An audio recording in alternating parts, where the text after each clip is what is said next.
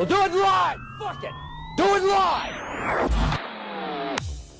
Welcome to the Mouthpiece, episode 38, day year 2. Today, we're going to talk about my trip to San Jose, how I grenaded the Bay 101 tournament, how the world came crashing down since I went there, and whatever else you want to talk about. We're going to take your phone calls also. We're some live calls. So stay tuned. Mouthpiece is next.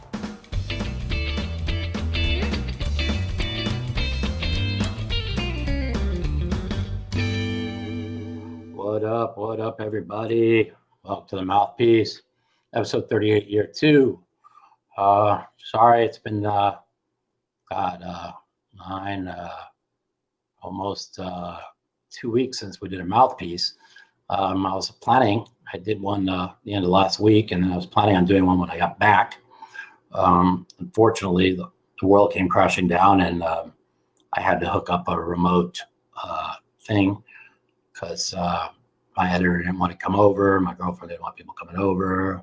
They wanted everybody inside, and just probably better safe anyways. So I was supposed to have Chris Moneymaker on 2 days ago. And so I canceled with him, and trying to get a hold of him today, but couldn't get a hold of him. So basically, I'm free balling it today. Just played the WSOP 500 circuit event, and kind of grenaded a hand. I was talking to a friend of mine. He's like, "Oh, you got a call in this hand," and I was like, "No, the guy flopped 3 kings." "But you still have to call. It's all the right price." I'm like, "No, the guy's never raising and fucking checking back a king jack board to me defending in the big blind. He's fucking got 3 kings and he had king jack." And I'm like, "I told you." I'm like, that's the difference, you know. You can't teach talent. You can only, all the fucking GTO and pot odds and all that shit in the world ain't gonna change that. So I was a little upset with myself on that one. But then I raised queen 8 diamonds on the button all in. He called with jack 9. And he flopped the 9, and we lost. So, no big deal. That was fun. So, going back to Bay 101, I really played pretty good up until I grenaded. And yeah, that's true. That's true. Why do I listen to other people on Mike Matusow? It's so true. You know, when it comes to no limit, I mean, like, and look at my last 4 no limits. I went 27th at LAPC last year. And I went, the only tournament I played, I played 2 at the World Series. I was head up against fucking the German for a sit and go, and I grenaded the hand. I would have had him beat. And Daniel told me, "Oh, it's the toughest table you'll ever play against." Meanwhile, I fucking was the best player. So I graved it that away at the World Series, but was head up against, I had like the 6 Germans, 6 of the top players in the world. Daniel's like laying me like 10-1. I couldn't beat the table. I should have won that. And I went 199 in the main event, and 30th in the turbo, and then 15th at Bay 101. These motherfuckers play every no limit tournament every day. I play like 2 a year.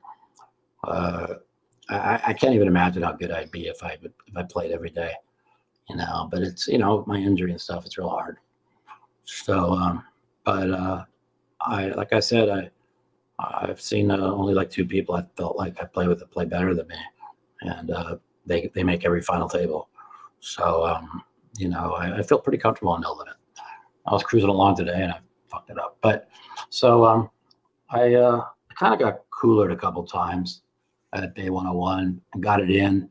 I needed to suck out on the river both times, and I got there both times. I hit 4 river cards in a row, but I was way ahead in 2 of them. I got the money in and they sucked out, and I had to resuck. And then the other 2 I was behind, and I sucked out. And next thing you knew, I had like 750,000. We're at like 500,000. No, I'm sorry, we were at 1 and 2,000. I think it was. Yeah, I had like, I had like 75 bigs. And then here come the hand that I grenaded. Krista McNeil was like bleeding chips. You know, she was just kept 3-betting and getting moved in on, and she'd gone through like 500,000 chips. She had like close to $1 million, and now she raises again. And I had ace jack off, and I should have just 3-bet her. You know, my image was real tight. but I called. Flop come Jack 9 4, all hearts. Ace Jack Ace of hearts. I check. She bet. I call. Turn card came a 6 of hearts. I check. She bet. I check raised her 100,000. She called. And the river comes like a blank, and I bet 150,000. And she raised me 220,000. And I don't know. I mean, the bet size that she made, I just read her as a weak, and she was spilling chips beforehand, and instead of, and I have the ace of hearts, and I'm like, why would she ever raise me with it? You know what I mean? When she knows how tight I am, she knows I'm never bluffing, right? So she knows I got at least the ace of hearts. And then when she raised me, I was like, it just didn't make any sense to me. And but if I thought it through, there's no way I could check raise turn. She calls, I can bet river and her raise without having a flush. So it was just 220 was just really bad. I probably was better off just check calling and check calling and check calling. And Phil Hellmuth is calling me. We had to, Phil, I'm doing my podcast. I gotta go. I'll call you in a little bit. So I was supposed to turn my phone off, but why would I ever do something like that? I'm too stupid. So I know the right play was to just check call, but I decided to make a move and use my image, and I had the blocker ace of hearts, and she happened to have king 10 of hearts. So it was really stupid of me. I mean, I'm supposed to lose 100,000. I had to lose 500. So now I got like 270, and then let's see, I got ace 8 of spades, and I move in small blind, big blind, and he calls, he has kings. I hit an ace, so I double up against Zeno. So I'm back to like, not really, I had less than 270. I was back to 458 after the hand, which was like 50 bigs. And then came, I'm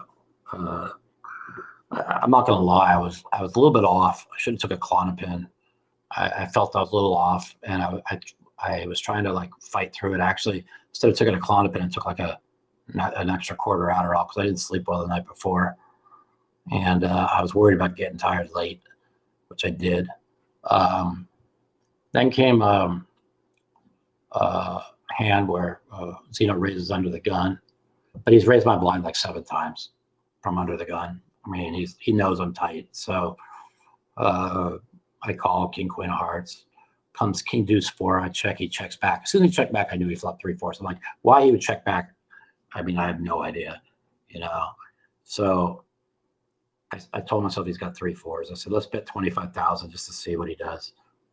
Turn card coming 8 of clubs. I bet 25,000, which is like, I don't even know. Like, maybe we were at, what am I saying? We're at 5,000, 10,000. I don't know. What was that? 1,000, 2,000. Yeah, we're at 5,000, 10,000. Yeah, so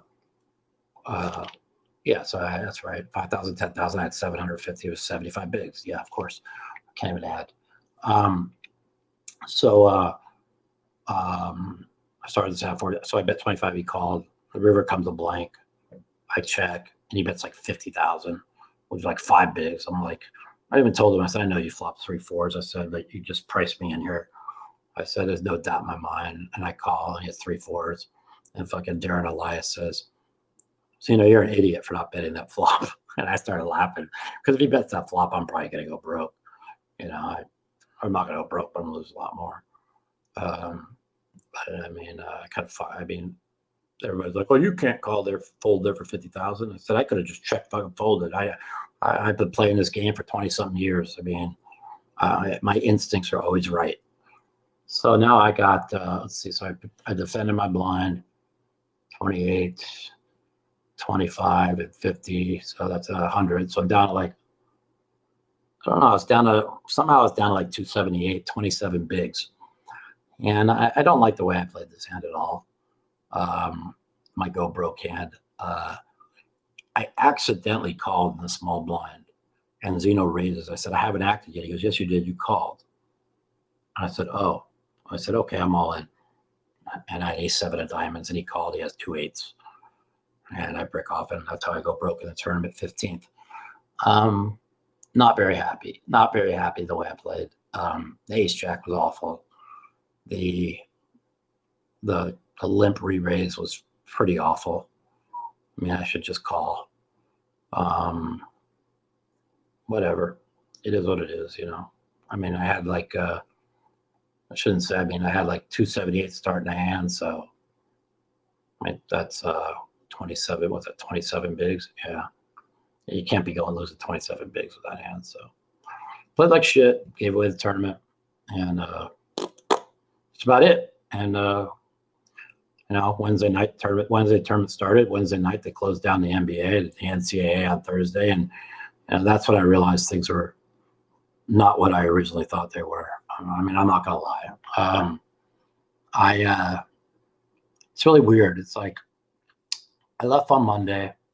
I'm like, I tell my girlfriend, I'm like, watch, they're gonna close the NBA like on Wednesday. I'm like, because the NBA is owned by China with Nike.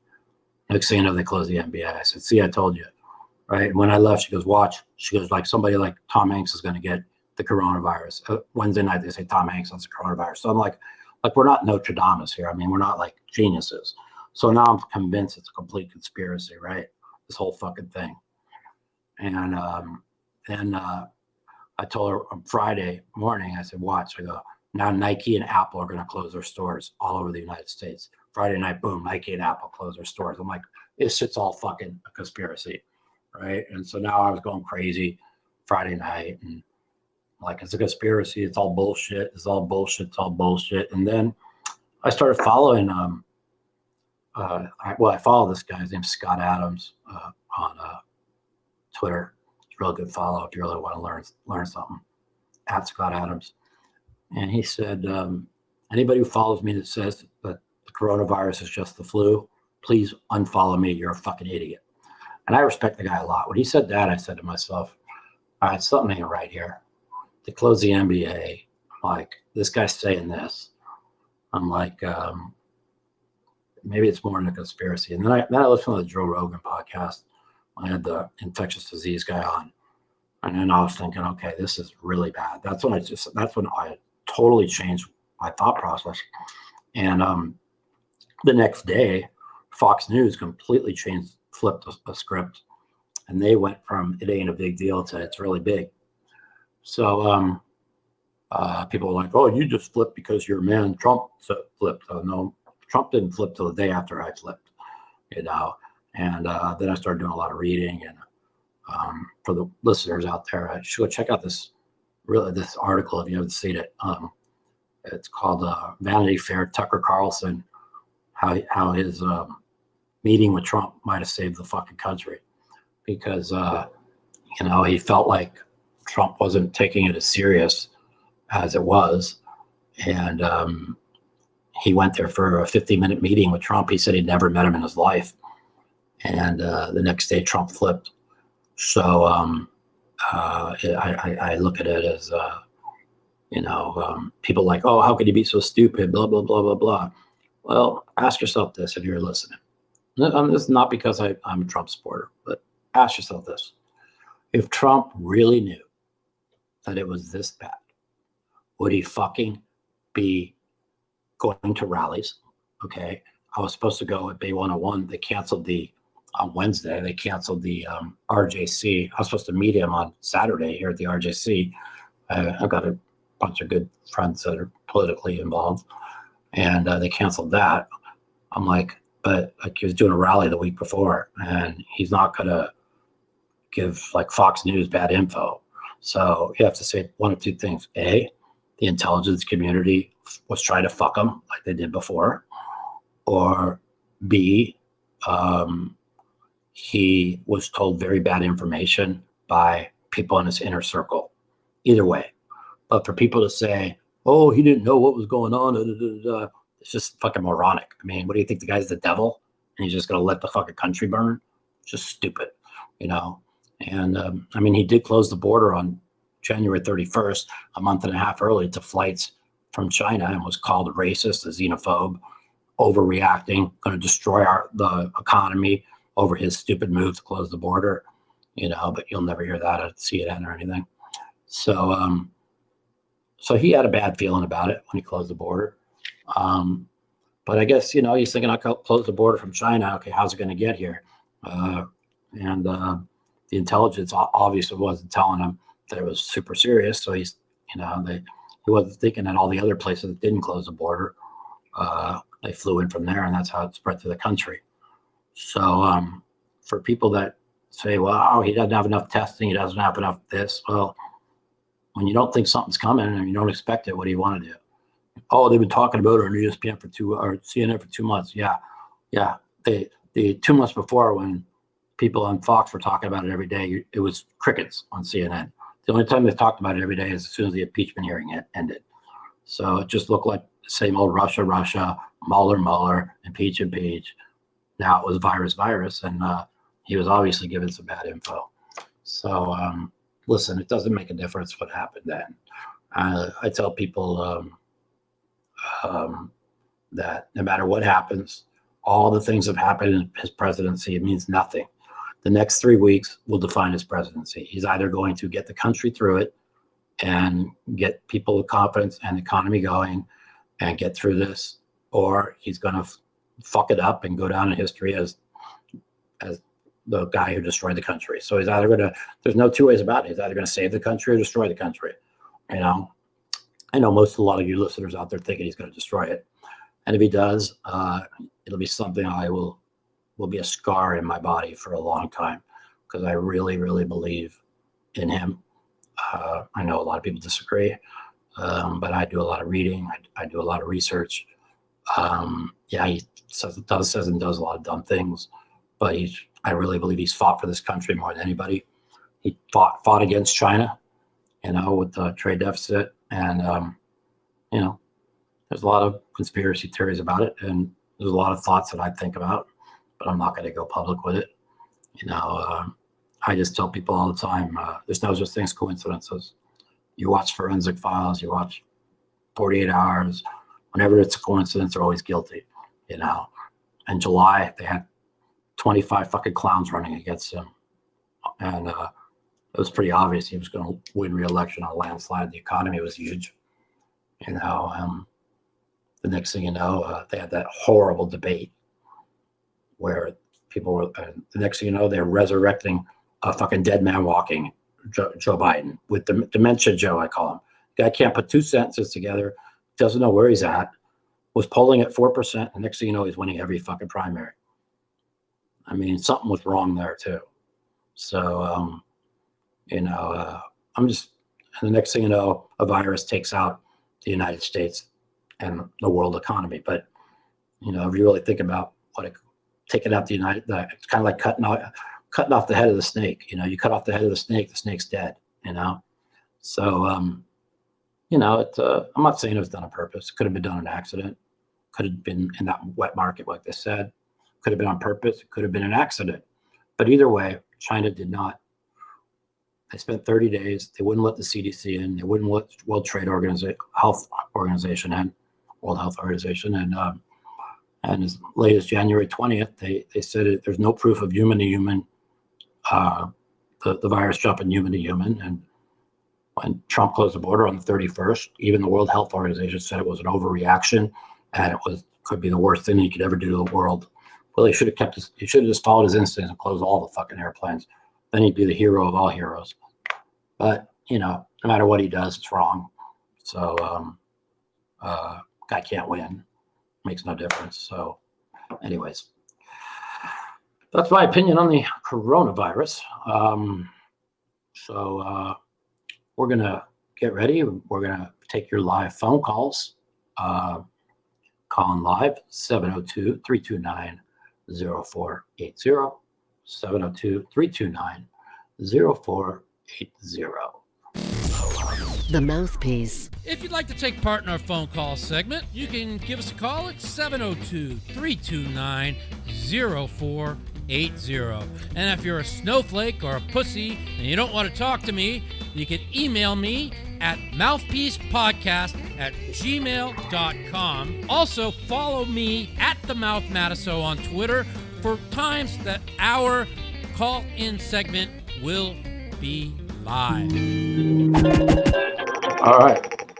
So, we're gonna wait on some fucking phone calls. Who wants to call in? Hellmuth keeps calling me, not raising me. And, see what he wants.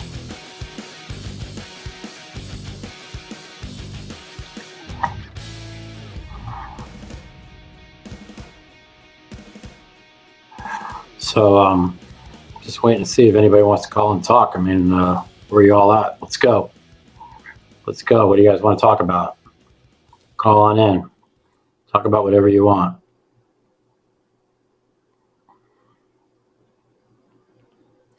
Got invited to a little sit and go on some site. $1,000 a piece, 9 of us, winner take all. I like it.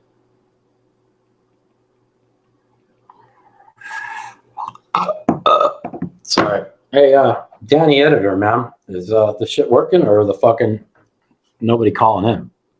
People always call in. I usually get phone call after phone call.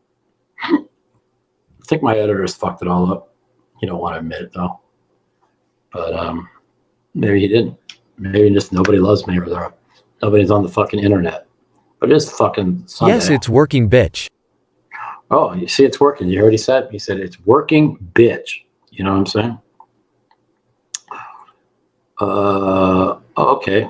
I can now see the chat. See, I'm learning new things every day. Waiting for someone to call.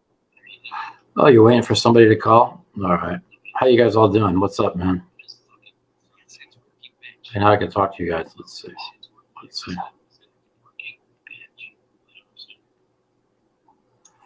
Yep, there it works. There we go. So, yeah, we got a phone call. Welcome to the Mouthpiece. This is Mike. What's up, Mike? Hey, what's going on, buddy? This is Rob Who's that? from Canada. Rob from Canada. What's going on, man? What's Not much, man. Just wondering what your thoughts are Mute your about audio on your WSOP phone, this Mikey. year. Yeah. You And need my if you think it's audio? going to run, or you think they're going to postpone it, or maybe have some online events, or have just a few events, or what? I actually think. Can you hear me? Yeah. Okay. I actually think the World Series will go on, but it won't start till August 1st.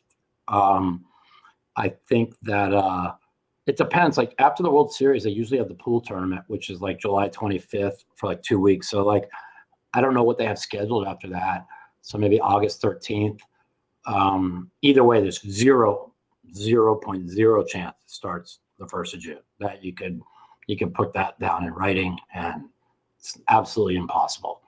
So this thing is way worse than people understand. Trump's got this country shut down for 2 weeks, and he knows it's going to be 6 weeks, and he can't just tell everybody 6 weeks or the panic will be ridiculous. So he's going to go 2 weeks and then another 2 weeks, and he better just get the money out to the people. If he gets the money out to the people that are scared to death and worry about paying their bills, they'll be okay. If they don't, it'll be a complete catastrophe for the country. I totally agree. You know, so I tell people all the time, it just makes no difference if you agree with Trump for the last 3 years or not. His entire presidency rests on the next 3 weeks. If he gets the country through the next 3 weeks, gets people back to work, gets money in their pocket, they're gonna feel like he's rallying for them and getting money in their pockets, and his approval rating will go up, unless he makes self-inflicted wounds, which he made 2 the last 2 days. Like his approval rating went from 43% to 55%, and he made 2 fucking blunders the last 2 days, went down to 46%. But it just all depends. If he gets the country through it, it makes no difference. So I just pray he does. You know, I pray for the world, man. What a fucking joke this is, you know? Yeah, what a time to be alive, eh? It's just unbelievable. I mean, it's like you could see it's like something could happen like this, but with the world connected, how can this happen? Like the world's connected now. So how, when this happened, did China not warn us and the world what was coming? You know what I'm saying? They knew. They fucking put 750 million people in quarantine. You think they're quarantined 750 million out of 1.4 million unless they fucking knew? You know what I mean? No, 100%. Yeah. I mean, You know, and then, I wouldn't be surprised if something fishy's happening there, you know? no, I wouldn't either. You know, it just, no such thing as coincidences, like I tell everybody all the time. But I don't want to start any conspiracy theories. I just want to get, and nor do I want to blame anybody. I don't even want to talk politics. All I want to do is pray for the country, pray for people, and get the country through, get us through this next 8 weeks, because the next 6 weeks, this country is going to really, the whole world's going to be changed forever after this. Like the way everybody looks at the world will be changed forever. You know, and I mean, it could, as crazy as it sounds, it could be like the best thing that ever happened because it unites the world. You know, the whole world's fighting it. You see what I'm saying? yeah. So No, totally. you know, it's either going to be the greatest thing that ever happened in the world or the worst thing that ever happened in the world. I don't think there's any in between. You know, I just don't. Pretty polarized, that's for sure. It is. Well, I But appreciate the call, thanks man. for taking my call, Mike. I appreciate it. You got it, I'm a man. long Thanks time for listening to listener and Mouthpiece. Tell your supporter, friends. man, and keep up the good work. You got it, buddy. Take care. Later. Have a good night. Bye-bye. What's that? I can't hear you. I don't know. Welcome to the Mouthpiece. This is Mike. Hello, hello. Do you hear me? Do you hear me? Do you hear me? Please leave your message for. Oh, I guess they just tried to call in. We tried to call them back. I'm sure they'll call back.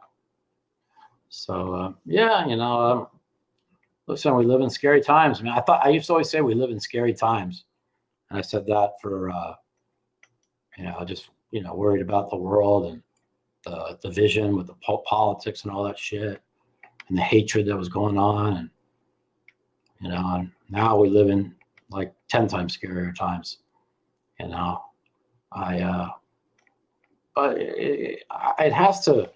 If everything works out, it's got to unite everybody, because I mean, like, even the way I had thought of people, like politics wise and everything, it's like my disdain for, I never really dislike, I love everybody, but all right, another call. Well, welcome to the Mouthpiece. This is Mike. Hey, Mike, it's John. How you doing? What's going on, buddy? How you doing?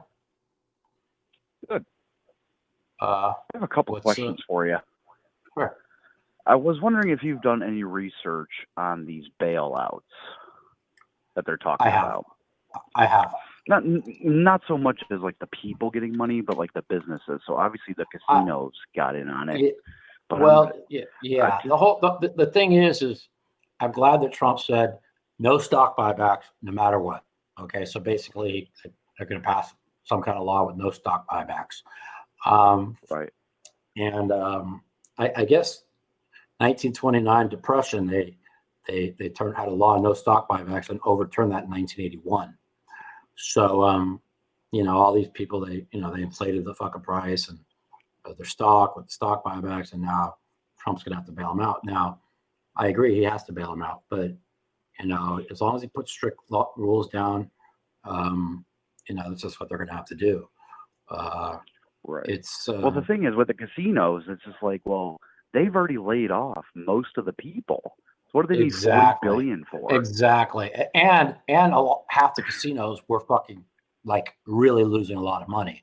So I think a lot of the closing had to do with the fact that if they figured they'd get a bailout from the government, they could close the casinos down and make more money. The thing I learned the most, probably the last 4 years, becoming political and learning shit, is how evil the fucking big businesses are, and how evil, how, you know, and there's a lot of things Bernie Sanders says is right, man. You know, I don't believe in his politics, but you know, when he talks about the billionaires owning this country and deciding who's in office and all that shit, he's 100% right, man. I mean, I'll give it like definitely, he's not wrong.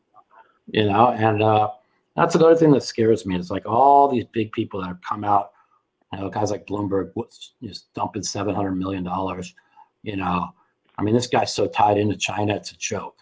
He made like over like 3/4 of his money from his media company using censored media in China, using his platform.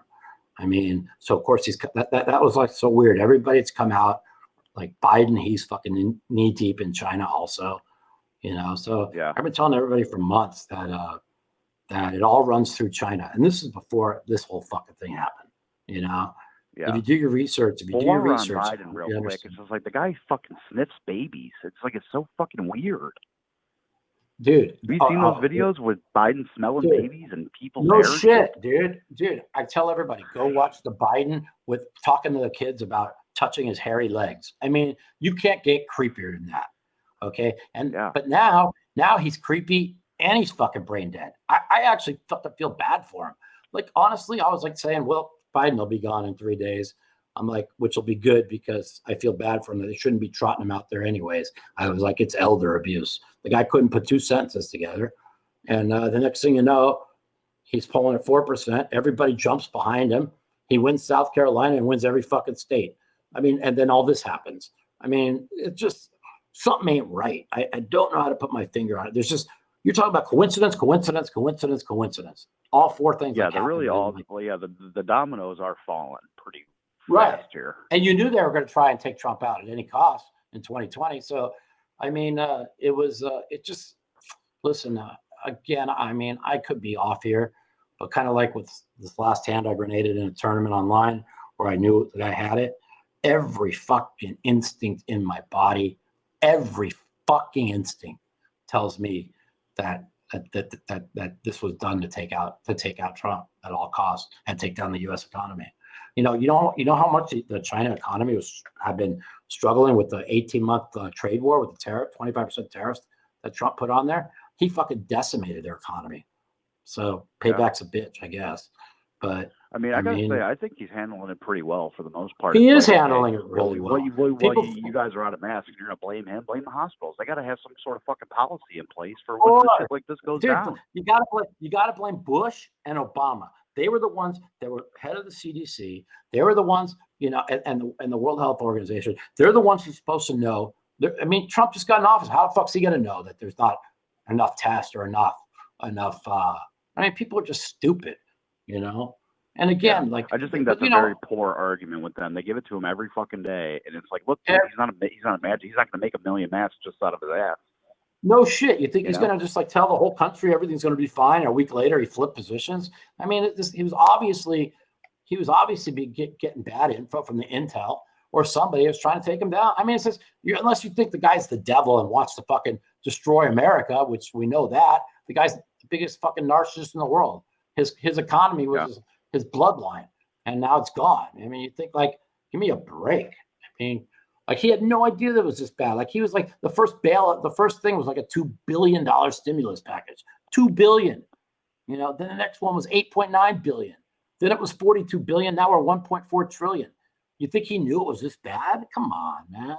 Well, the one the Democrats want to put through now is $10 trillion. I just read. Of course they want. They're insane. Fucking plan. They're insane. Do they understand 10 trillion completely bankrupts a fucking country?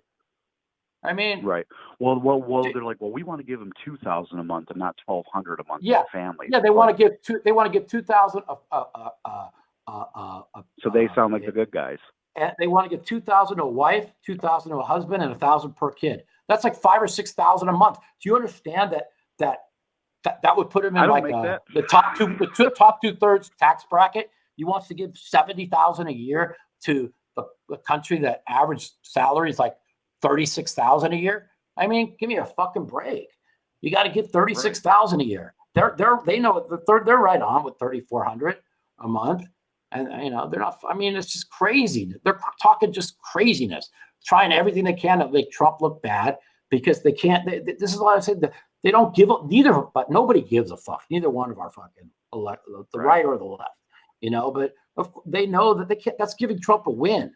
They want to put him in a spot that sounds great to the American people. 10 trillion. Oh, the right. They don't care about you. Because they don't want to give 10 trillion. and give like $6,000 a month to everybody. Give me a fucking break. You know, Right. They're the best economists in the world, like Mnuchin and Kudlow is fucking. They're geniuses. Think they don't know what they're doing? Watch AOC this morning saying they should give them every family needs to get $6,000 a month. I'm like, oh my god, these people are fucking nuts. You know? Right. Yeah, because people wouldn't know what to do with themselves with that kind of money. That right. They never had exactly. Before. They wouldn't have a clue what to do with themselves. You fucking give them $1,200 a person. I mean, that's still a lot for some. That's a lot. And if you have 2 kids, all that's the another welfare 1,000. babies and shit, they'll just fucking go crazy. They wouldn't know what to do.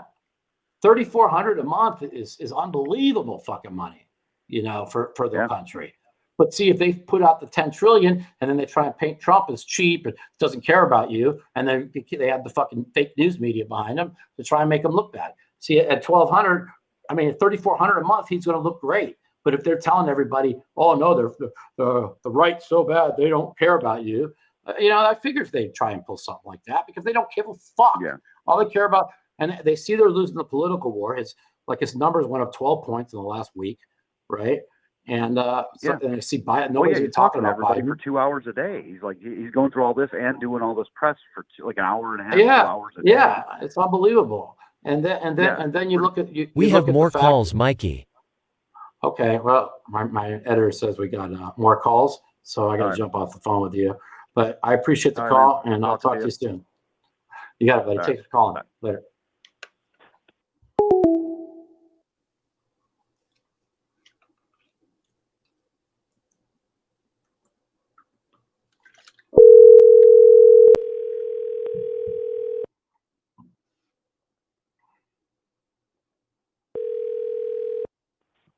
Hello. Hey, welcome to the Mouthpiece. This is Mike. How's it going? Hi, Mikey. Mikey, how's it going? This is Mark in North Carolina. How you doing, man? Hey, Mark. How's it going over there?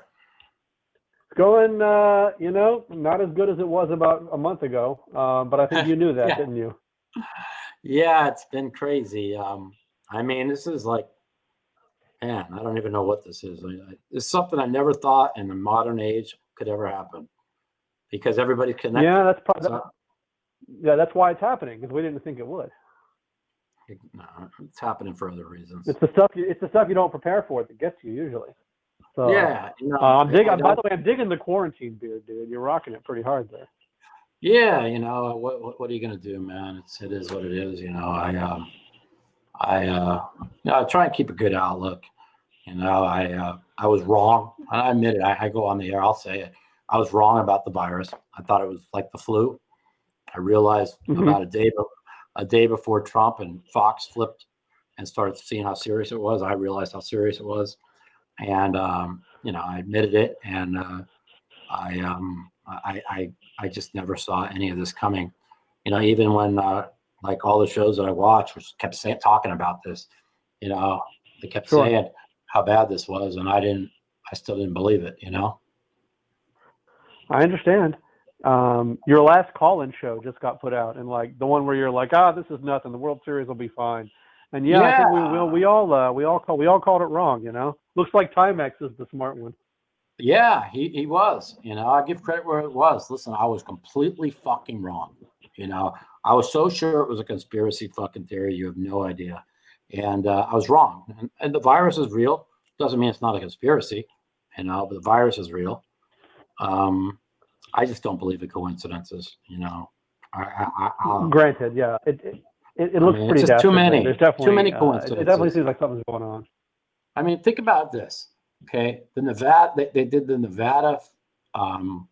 They had the Nevada debate, right? And it was a complete clown show. I'm sorry, yeah, it was a complete clown show. I mean, it was just awful. Sure. The next thing you know, I mean, I'm like, oh my god, like none of these guys have a chance against Trump. I'm like, oh, they got to go behind somebody. They got to stop Bernie. I mean, can't have a socialist take over the country. And all of a sudden, they all get behind a guy who's fucking was brain dead, couldn't put two sentences together, was polling at 4%, and the next thing you know, a guy I mean, you notice that he's I don't know how he's going to run this. What he's running tomorrow, I think, is so dangerous for the country. It's unreal. He's going to start running a shadow press conference to talk about Trump's lies. Okay. Really, he's got all the professionals up there, and it's Trump's lies. You think that the CDC's lying, the World Health Organization's lying, Fauci's lying, the doctor's lying, the entire team's lying. He's going to talk about fucking Trump's lies. I mean, give me a break. I mean, if people don't pay attention to what's going on in that press conference and they start listening to a fucking old fucking dementia Joe, you know, I mean, that could throw the country in chaos. I mean, that's just very dangerous for the country. I think it's really bad. But yeah, he almost has to, because he's like nowhere to be found, and he's lost all the momentum. And you know, people are rallying behind Trump because they have to rally behind Trump, whether you like him or not. You have to fucking pull for the country, unless you're just evil and you want the country to burn.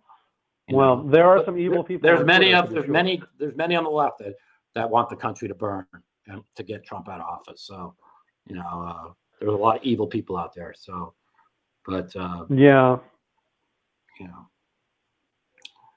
But listen, when he fucks up, it's pretty staggering. Yeah, what were you saying? If he fucks up, I said when he fucks up, I say it. I hated the way. Now, of course, the media cuts out the part of the thing that got Trump all pissed off with the reporter the other day, and the guy was like so out of line, you know. But he knew that he could get under Trump's skin, and then I don't like the way Trump, answered him. But you know what?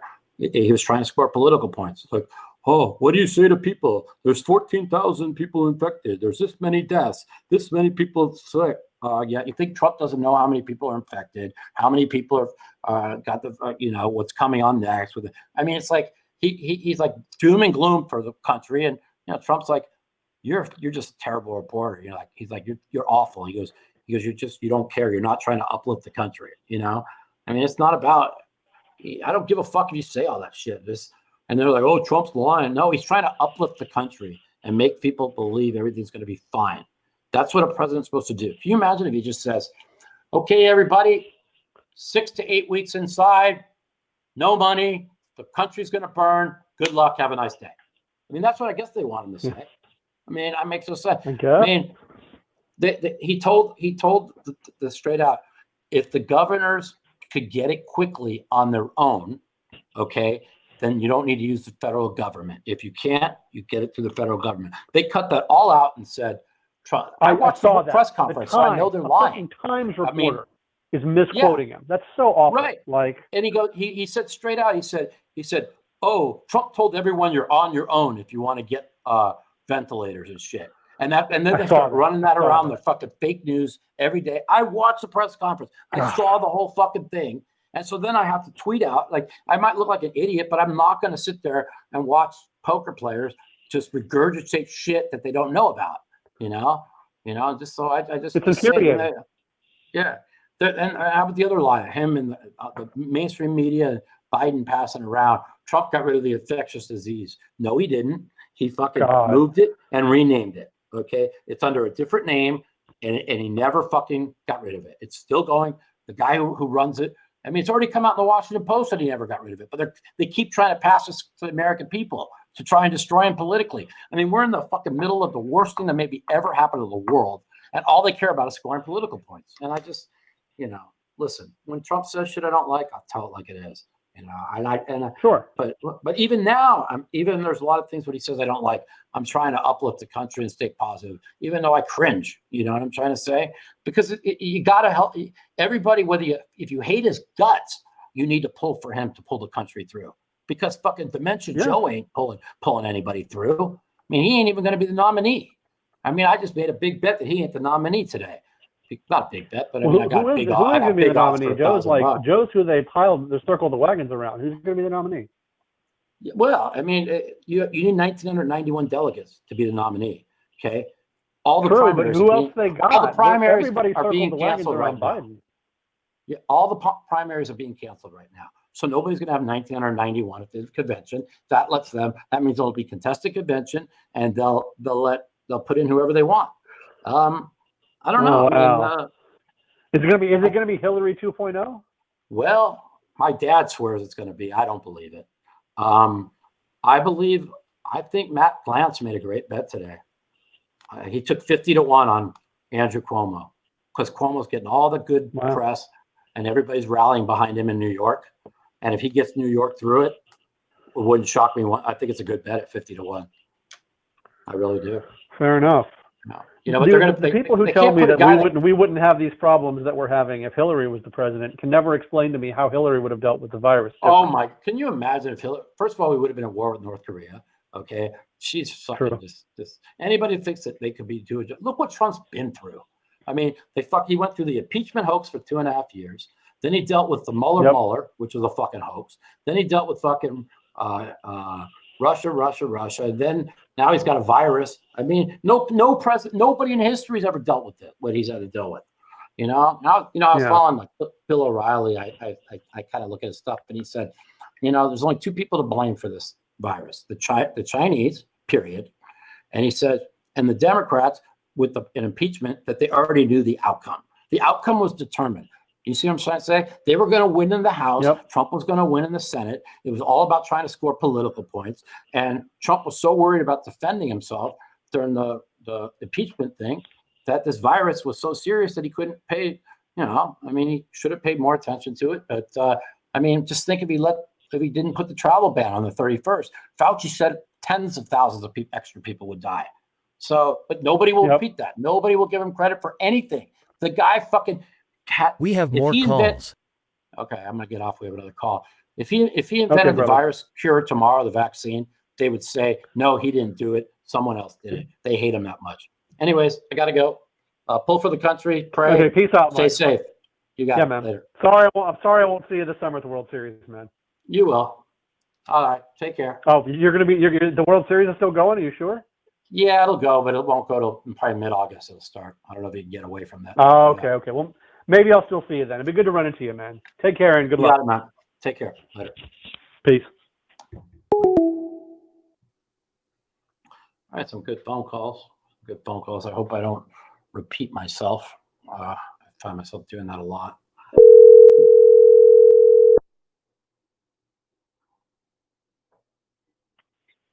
Hello.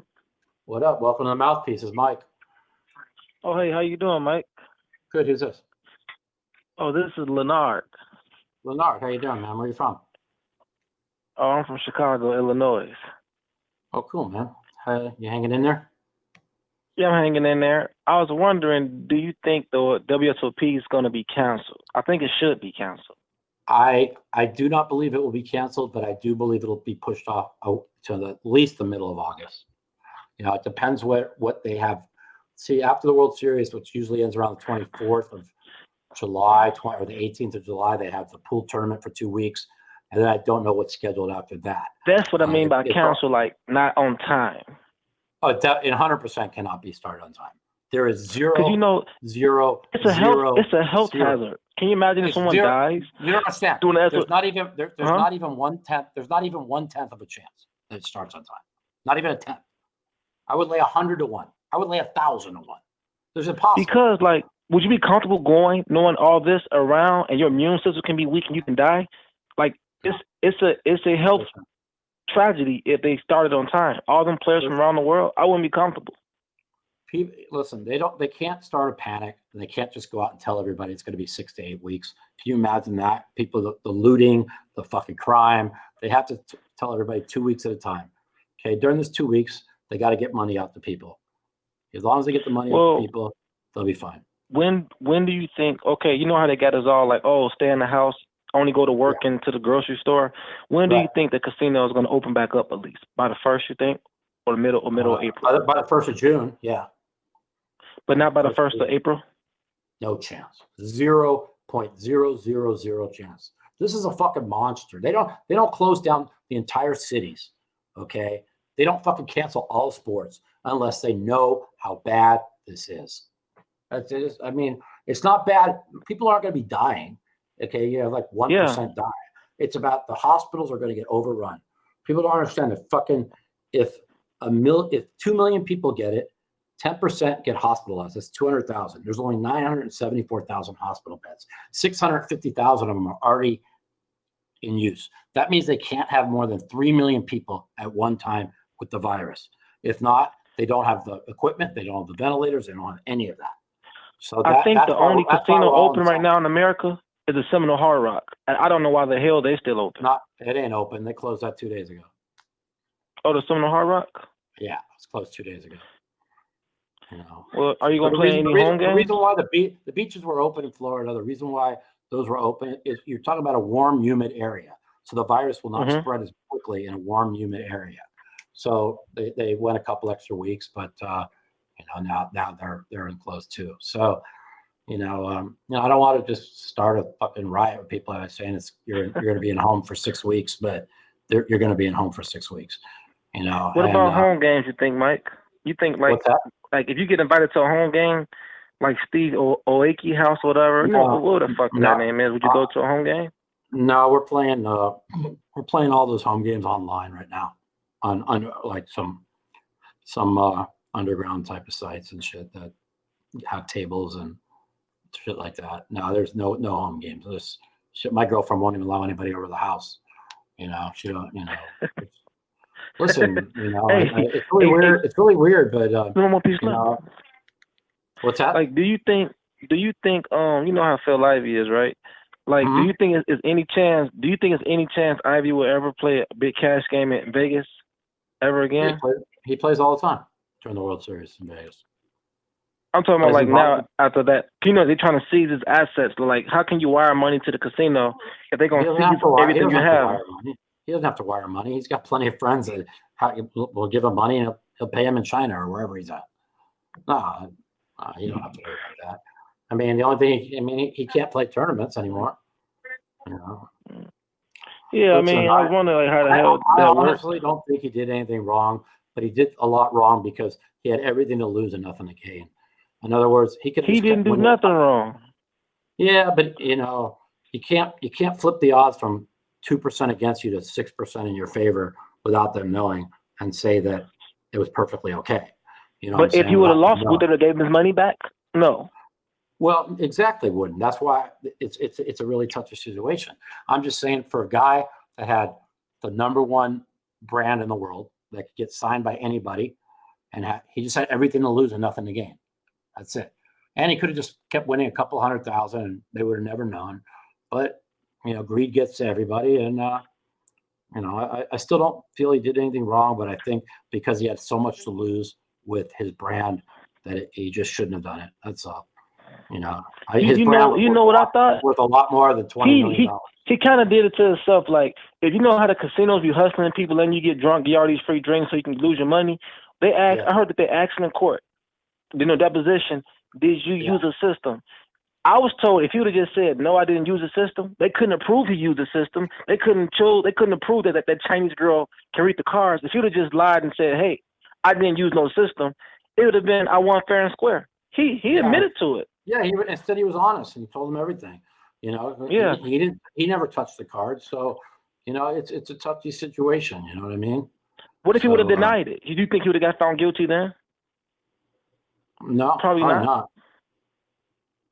But yeah, they say trying to take a home and everything. Is like a guy can't even win in America now. Like at the casino, you win, they want to take your winnings from you because you're cheating. Like, oh, no way you can't have a good day. Yeah. But they say he had a good 4 or 5 months. Yeah, of course. Hey, I gotta give it to the guy, Mike. I really gotta give it to. And you know what, Mike? I've been praying for you too, like your back situation and things like that. My back's actually hurting right now, sitting here, but it wasn't hurting. Mike, I remember seeing you when you was younger, Mike, on TV. Like I played games too. I remember seeing when you was younger and you was like rejuvenated. And I remember Phil Hellmuth bluffed you with 7 deuce off suit and you started dancing. And I don't know if your mom alive still, but I remember seeing your mom on high stakes poker. It's funny. I always tell the story of that hand. See, Phil was the only one that knew I had 1 bullet that day, and I thought he took it and took advantage of me for it. So that's why I folded. But that day I ended up winning 176,000. He ended up losing 176. So that's the other end of that story that nobody knows. I always like. Were you staked that day? Oh no. I won like 170 that day. 176. He lost 176. But everybody will always remember him bluffing me with that hand. So. Were you staked then or no? I was never staked, but the full tilt always put me in the big cash games, and that one I only had 1 bullet for, and I told him I only had 1 bullet. If full tilt pitching the cash games back then, whatever you win, do you keep? I had a good deal with them. I had a makeup. They gave me a pretty big percentage. I'm way more than average percentage with makeup. So every time I was out of makeup and I made a big score, I would get like most of the money. So I was never in makeup. Yeah. So it was pretty good, but I don't want to talk. I don't bring up Full Tilt anymore. I get too aggravated. Yeah. I think You about know all what? the shit. You know what you remind me of? You remind me of Stu Unger. Like he had the drug problems and he smoked his freaking nose off. And you remind me of him because you got Heart of a Lion. And then it's like when you get like one bad beat, like you just like you started like talking at the table, whatever. But you always got a good personality. Like you come from the streets like me. Like you never like stuck up. You always got a good personality. No, That's I what I treat always everybody. like about you, Mike. You got to treat everyone the way you want to be treated, man. If you don't, Yeah. then you're just a piece of shit. You know what I'm saying? So, that's just what I tell everybody all the time is if you treat everybody the way you want to be treated in life, then everything's fine. That's listen, this whole disaster that's happening in this country, it could end up being the greatest thing that ever happened in the world because all the division that was happening and all the hatred between countries, between everybody in the United States. I mean, it has to unite people. It just has to. Do you think they're gonna issue out them checks for all the Americans, or they just talking shit? They're gonna get a wife and kid, $1,200 a person, and they're gonna get $500 per kid. So if you have a wife and two kids, you're gonna get $3,400 a month. And of course, the Democrats they went crazy and said they want to give everybody $6,000 a month, like only like 25% of the fucking population makes more than $6,000. Even makes that, yeah. I mean, because they want to try and make Trump look bad. Like, oh, the Republicans don't care about you because they won't give you $6,000 a month. I'm like, because Trump trying to get reelected again, so of course he's going to issue some type of check out. Well, he's in luck to get reelected if he doesn't fuck this up. If he fucks this up, he's going to go down in history as the guy who destroyed the country. Everything he's done in the past, everything doesn't mean anything. If he gets the country through the next 6 weeks, he wins with 80% approval rating. If he doesn't get the country through, he loses by the biggest landslide in history. So his whole presidency revolves whether he makes all the right decisions in the next 6 weeks, and he can't make any unforced errors. He's already made a couple that really pissed me off, and he just needs to be smart. He really should not be in those press conferences. He's fighting against the media. I mean, they're trying to get him. They're trying to he goes for the bait every time. That's why you have a press secretary. He should just address the nation once or twice a week and just let the team that he has do the work. You know what I mean? So like, when do you think they're going to issue them out if they do it? Those Did they get approved already?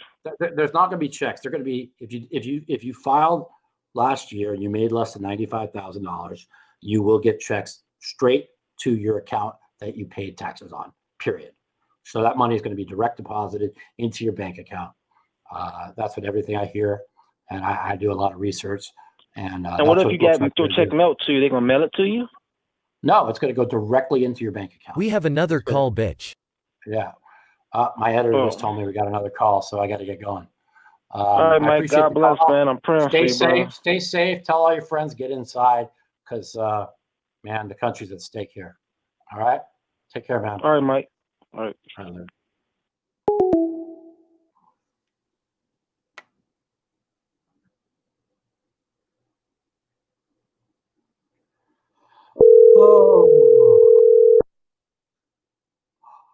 Oh, day for me. I'm tired. How you doing, Mike? What's up, man? Who's this? Welcome to Mouthpiece. Paul. Thank you. It's Paulie P. from Michigan, Detroit, Michigan. Oh, Michigan. All right. How's it going out there? As bad as everywhere else? Yeah, I suspect it's pretty much the same. I just wanted to call to let you know I enjoy the show. I love the intro. That lady's voice is classic. You're a real funny guy. You keep me laughing. And hey, listen, during these tough times, I'm trying to make people laugh. I'm trying to make people happy. Trying to uplift people. And I mean this from the bottom of my heart. It's just after this is all over, there's going to be 5 months for everybody in politics to fucking go back at each other's throats. Right now, it's no time for politics on either side. Everybody needs to fucking rally and pray to God our president gets us through this. If he doesn't, well, I don't even know. I don't know what could happen, but it's all we can do. I mean, it's not like it's us; it's the entire world. The entire world. Yeah, it's happening. Yeah. It's happening to the entire world. There's no doubt. There's nobody needs to listen that if Trump would have been, he could have got more testing if he was on. No, I'm sorry. Okay, there's nothing nobody could have done. Nobody saw this coming. Okay, not like this. They thought there could get bad or whatever, and they'd have plenty of time. But nobody saw this coming. And it's just not time to fucking just shred on Trump. It's time to fucking rally behind him and just, all the people who hate him need to, if they care about the country, need to pull that he gets the country through it. And if he doesn't, I'll be the first to admit I was wrong on him, and I'll be the first to admit that I'll never make a political statement again, because everything in my gut told me that I'm not wrong. So we're gonna know in 3-4 weeks, And to me, that's the thing about politics. I don't really. I mean, you can say how you feel. It's you people can be wrong. I mean, you can admit that you were wrong or something. I mean, it's just that's how you felt at the time or whatever, and that's fine. You got more information, and now you have a different thing. It's like when people say things, they say thing once, and they don't ever. They want to vilify him for their entire life but they don't ever give them a chance to say, yeah, okay, I might have been wrong on this or that. They don't sit there and say, not one. That's why, this is what scares me. It's like nobody wants to say like Trump. I mean, you won't find it anywhere on any fucking left-wing media that Trump's travel ban saved thousands of lives, and he was called a racist, a xenophobe, overreacting by all the politicians, fucking Bernie, fucking Biden, all the fucking mainstream media. And whoever else is running. And it's just, when the guy does something good, just at least acknowledge that, like, he saved thousands of lives, sure. When the guy does something bad, call him out for it, For sure. I'm a Bernie guy, and there's things that I don't like about Trump, but there's things I like about him. I mean, it's not, and then there's things that are more, it's like you say, it's for the people, it's for, Yeah. Listen, Bernie I don't get it. I mean, everybody, you got to be on one side or the other. I think he could, maybe people will realize you don't have to be, you can just do things for people, and and you can still like your candidate or whatever, but you don't have to be so mean about it. No, and Bernie and Trump were dead aligned on China. I mean, where Bloomberg made all his money from China, fucking Biden made all his money from China. I mean, that's why they want him out so bad. But Bernie and Trump know how big a threat China's been. Everything Trump said for the last 40 years, including the last 3, how we've got to start making things in America, not China. Because right now, I mean, China owns the country. The whole entire world is in chaos, and their economy, and they're the only place that's up and going. And we have 80% of our economy comes from China, and 92% of all of our medication come from China. So 3 days ago, we could stop that. I believe we could stop that at an instance. I mean, it would take a little bit of time to build factories and stuff, but right. I mean, I think personally, we do that to make our billionaires rich, and I really don't believe in people having, that obscene amounts of money when you got people. Like just the housing crisis, just affordable housing. You got LA, you got in Vegas where you live. I watched the videos on the mole people or whatever, the people that live under the casinos and stuff. And I mean, there's half of America's got $500 and less. And I mean, to me, it's just a little, to use a quote, grotesque. But that being said, I just, I don't know. But just to change the subject a little bit, what do you think about Michigan passed the gambling stuff? When do you think that they'll be able to bet on poker online? Oh, I would presume that after all this is said and done, probably the first of the year now. That's my guess. man, I mean, there's so much uncertainty. We don't know. That's where so much of the panic has come in. Nobody knows where we're going to be in 3 weeks. You know what I mean? So it's like, I mean, we're going to be fine. I mean, only one, you got 1% chance of dying from this virus. I think it's a little. I mean, I'm not saying that it's not tragic that people die and stuff. I mean, it totally is. But I mean, 1% or 2% of the population. That's that's 36 not going million. to end the world. It's not. I think it's money grabs for all these. Certain corporations, certain things. Oh, absolutely, they're trying to. But, and it's sad. It's sad that they want to try to profit off of people's. Dude, this is what they do. They death and life, but yeah, no, they profit off people's shit. And then they try and damage Trump politically. During the whole thing. I mean, I've never seen anything like it. I mean, how just evil. And to me, I mean, how you got the country in like the biggest crisis, the world in the biggest crisis in the history of the world, and we fucking have people trying to just say bad things and not trying to uplift the country. I just don't get it. I don't understand it.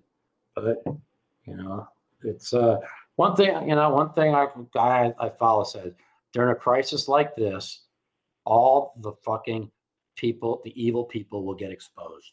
All the people trying to make up shit, all the people trying to take down the country, all the people trying to deflect, are all going to be exposed because everything's magnified by 100. So everything that happens, everybody's going to be, tuned into it. So all the mistakes, like I said, Trump makes mistakes, he's finished. If he gets the country through, his approval rating will be higher than Bush's was when he won the re-election. So, I mean, the country's not. If they think that he cares about them, the country will rally around him. If he fucks it up, that's it. There's no other two ways around it. There's no cut and dry. He gets the country through, he gets reelected, and everybody fucking rallies around him. He doesn't. He fucking gets smashed, and he goes down in the dustbin of history as the fucking biggest catastrophe that ever happened in the country. So, I mean, nothing matters. The last 3 years, nothing matters. The next 3 weeks is everything. So I just pray for everyone. Pray for the country. Pray for the world. Pray for the poor. Pray for the sick. Just pray everybody just gets through it, man. I get real emotional. I think about it every night. I'm very fortunate. I could get through this fine, get my bills paid or whatever. But so many people. I mean, it's going to just really go through so much the next 6 weeks. Yeah, for sure. Yeah. All right. Well, I just wanted to call in, let you know how much I like the show and everything. And one day I hope to run into you. I'll say hi. Yeah, I appreciate it, man. I'm going to try and, I'm going to have some guests here, run maybe one, maybe two, maybe run 2 of these a week now because everybody's kind of home. So any time of the day of every day is pretty much like a Saturday or Sunday. So. Yeah. I really like your comedy. I really think you're a funny guy. So I hope you do. I try to be. Make sure you throw that in there. I try and put out a lot of funny stuff. On my Twitter, I put out a bunch of funny memes that are sent to me, just because it's. I want to uplift people. I want people to laugh a little bit because this is a time where we're just so much anxiety, so much uncertainty, and I mean the world's changed forever. The United States changed forever. The world's changed forever. The whole way we looked at life 3 weeks ago will never be that way again. Kind of like after 9/11, the world was changed forever. Yeah, I'm a little bit of a conspiracist, and I'm a little paranoid, and it scares you because now like it's setting a precedent for, any time like a flu or a virus or something gets thrown out there, they can just have free will at the economy. They can have medical stuff. You can. It's won't happen again. Scary. There'll be 1 million ventilators put in the army silos. There'll be 200 million masks put in army silos. This will never, ever, ever happen again. I mean, there'll be another virus to hit the world.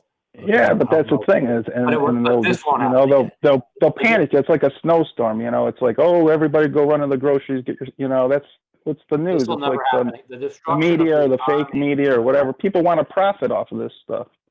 That's what I'm scared about. But. Yeah, All right, buddy. Take care. Anyways. Thanks for calling. Yeah, you too. Thank you. Stop talking about politics. What else is there to talk about? I mean, what am I going to talk about? Let's talk about poker. I mean, okay, I told you all about poker. Now what's going on? Nothing. So the only thing we can talk about is the virus, whether... No more callers right now. Let's prank call some poker players. Let's prank call some poker players? You mean like Phil? What do you want to prank call him and say? Yay. Yeah, let's call Phil. He called me a little bit ago. Let's see what fucking Philly boy has to say. All right, give Phil a call. Okay. You got his number. Please enjoy this Verizon ringback tone while your party is reached. Hang up. Oh, no. Okay. Hello? Phil, you're live on the Mouthpiece. What's up, buddy? Mike the Mouse. I'm live on the Mouthpiece, and right now I'm looking at John Ferraro. I'm looking at D Moon Girl. I'm looking at Cantu and Jason. Are you looking at them, or you're playing poker? I'm live on the Mouthpiece because we are on Zoom. Connecting. Well, I will be getting on and playing your asses as soon as the Mouthpiece is over. So, but listen, Danny said let's prank call some poker players. I said, you mean like Phil? He says, yeah, let's call Phil. So we just want to see how you doing in that tournament. Are you winning? Any chips? We're playing 5-10 blinds, but the problem is I'm playing my friends on the app for $100 a point. So there I'm swinging 50. I swung 65,000 already. I was down 50. No, I was down 50, and then I was up 15, and then so now we're playing 5-10. With play chips on this other site. What happened? There may or may not be some settling going on, but right now I'm down like $20. Okay, so you guys, I guess the $1,000 sit and goes didn't go. That I would have rather done that, but I'll come play 5-10. You got to understand, Mike. It's the same group that we had in Cabo, and everybody's laughing, having fun. Everybody in Zoom, you can change your backgrounds. So right now I have you appear in my background picture just a tiny bit because I have a picture of the pool in Cabo. And so, you're looking down, you remember how magnificent that house was. Then you see the pool, which is an infinity pool. And then you see the ocean and you see the city below. And you can just see, you look like a little speck, but you're in my, Zoom picture, and the other guys are doing some Zoom pictures, which I'd prefer not to tell you on air. Yeah. Well, but I'll come we're having so much fun, Mike. Everybody, you get to put your own background picture up, and we're just all talking to each other, and all 6 or 7 or 8 of us are up at once. Damn, 5-10 with Cantu in the game. My God, how good is this game? Oh my God! And Cantu, by the way, I don't think Cantu would mind if I tell you this, but Cantu is playing in bed with 2 girls with their shirt off. Oh my God! So you guys have video? Oh my God! How am I missing all this? Shit! I should just I don't know. I mean, right now there's exactly 1 seat open. John Green is playing, and so's Timmy Belstner, but they're on the. They're not on the Zoom. They're just in the game. You need 2 devices really one for the game and one for Zoom. Well, if I knew how to program Zoom, I would do it right now. But then I wouldn't be able to show. I would like to show everybody, but I couldn't be able to show anybody. So, whatever. Well, we wanted to call you. Yeah, you can't. Some of those pictures you can't show, Mike. But it's very simple. All you got to do is download the Zoom. I don't have a piece of Zoom, unfortunately, but you can download the Zoom app for free at the App Store. And then they've already sent you the code. All you do is press the button, and you're with us. Then you press another button to see all 7 of us at once, which is nice on the iPad. And then I'm playing the poker on my phone, but I'm playing the, and you're going to need an Apple device for the poker. And then the Zoom you can put on your regular computer. I got one person who asked a question. See if you know who this person is. The person says you will know who this is. He said, ask Phil if he can spell poker. He will know who asked. If he can spell poker. He said, you will know. I'm not sure. I'm not sure who that is, Mikey, but only because I'm a little bit tired. I'll give the name. It's Nick Papagoria. You know who that is? Yep. Of course you do. Of course you do. Nice guy. Okay. Yeah. Nick's a nice guy. Let's see. What did they talk about? All right. That's about it. That was the only one, I guess, question for you. Anybody else have any questions for Phil before he goes back to working? I'm having fun with everybody. Well, I'll say this, Mike. Let me just say this. I want to spread a little positivity out there, okay, to the people listening. Yeah, let's do it. We need positivity. The world needs positivity, buddy. Yeah, it's very tough. It looks really bad in New York. It looks really bad in Italy. On the other hand, it looks a lot better here on the West Coast. But, man, it's just tough out there, and everybody's doing the right thing, it seems like, by social distancing. But I'll tell you, the positivity to me is that we all get to slow down a lot. We all get to reevaluate our lives, right? And the negativity, of course, is people are out there are really hurting financially. But hopefully the stimulus package passes, and hopefully it's $3,000 a family or more. But meanwhile, looking on the positivity side, I'll just say it's been nice for me to connect with my friend groups on Zoom, and that's like 7-8 of us all at once. It's been nice to connect with the family, and it does feel like, we were playing Zoom, and some guys were playing poker on the app, and some guys were playing, Chinese on the app. But we were all able to talk and laugh and say hello to each other. And so, there may be one small positive out of all this is, we're realizing the importance of friends and family. Yeah. And you know what else is a positive? The country and the world that was so divided, it has to be united. It'll be so much more united after this. It's impossible for it not to be, So you got to look with the good things that'll come out of it, I saw my man Trump went after your boy Pritzker today on fucking Twitter. I was really pissed off about it, by the way. I don't know if you heard about that. Yeah, Did you hear about that? As you know, I walk in the middle polilically. I know you do. When he does things I don't like, I call it out. I've gotten some time with Trump in the past, and I've got a lot of time with Pritzker, who's a really great guy. Yeah. And and so I just listen. There's a lot of stress going on. Kind of nice to. But anyway, you're bringing up the negatives. Let's stay positive, Mikey, and we are hopefully staying positive. We'll see you on listen, Zoom. That's what I said, Phil. That's why I called you. Positivity is important.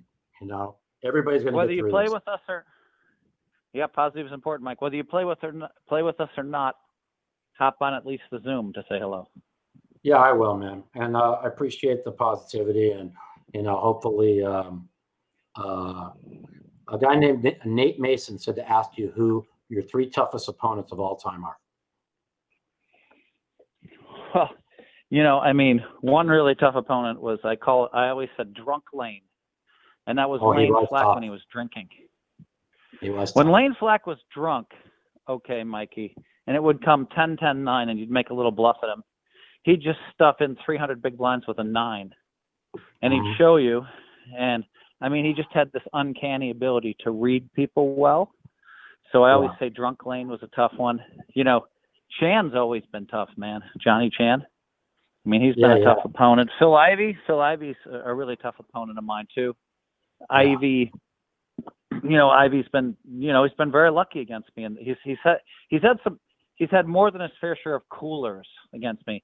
Like in a cash game when it comes 10-9-7, and somehow I have a set of 10s, and somehow he has 6-8 and a raised pot. And, and in a tournament with 7 left in LA, when I'm massive chip leader and he's second in chips, ace king of hearts against aces. And, so some of that stuff. But I also think he's a great player. Yeah, and listen, it's, I tell people people ask me who my toughest opponent I ever played against, and people would like shake their head when I tell them, and it was fucking Gussie, because Gussie with all his little fucking things with the chips and his fucking little fucking hand movements, he just was fucking driving me crazy and just throw me off, and he always got the best of me. Gussie was a guy that I always. I think I'm on your side about that. Gus Hansen has been a super tough opponent. For me as well. And people laugh because they say, oh, we lost 20 million there or 20 million here or there.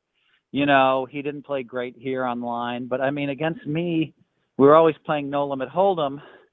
and it seems like he always brought his A game Dude, against he me. always And I didn't bluffed me.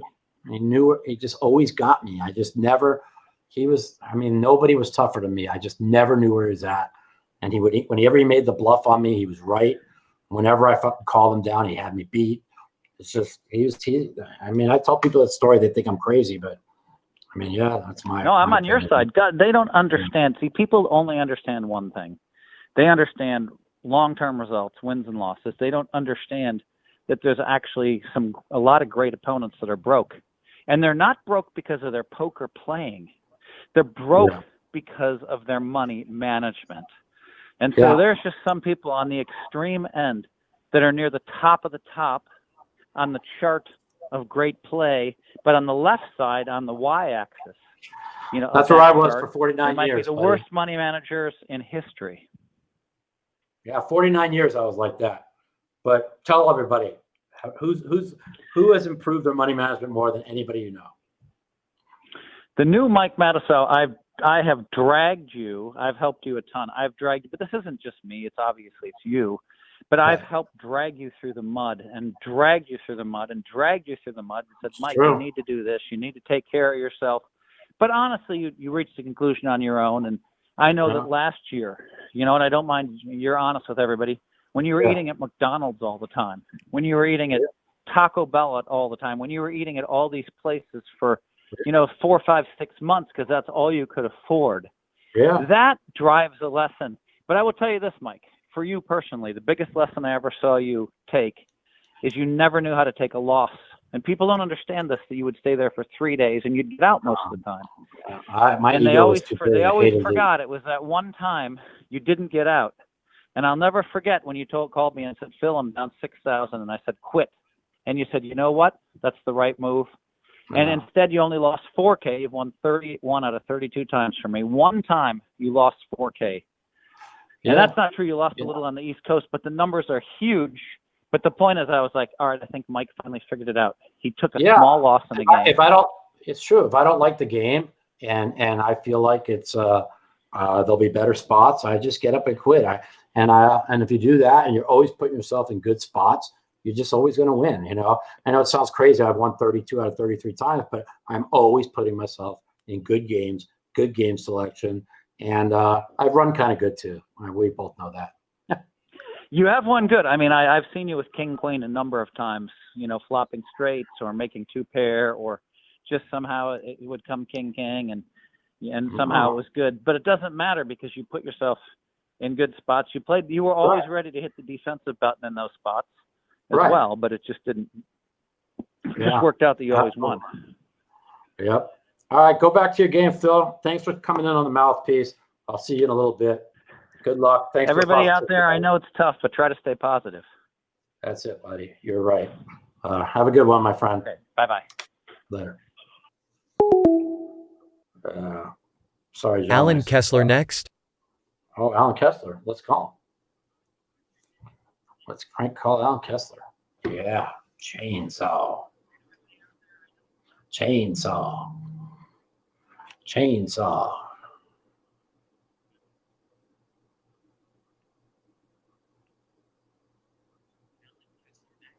Chainsaw. Can you call? What's going on there, editor Danny? I don't hear no call.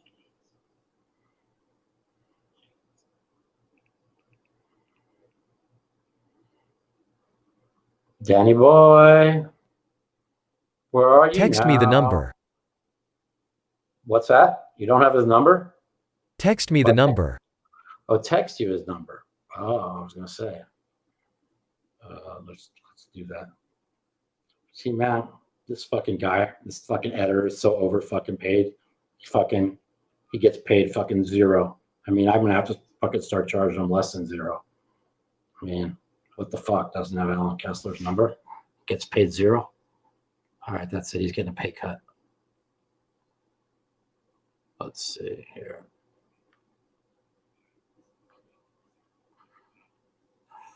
Here we go. Let me make sure this is him. Yeah. Okay.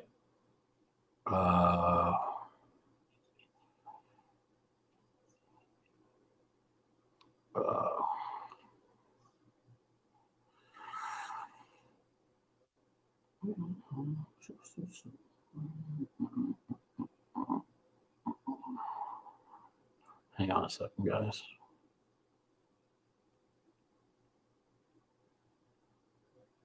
I'm just getting this little fucking Kessler action in here.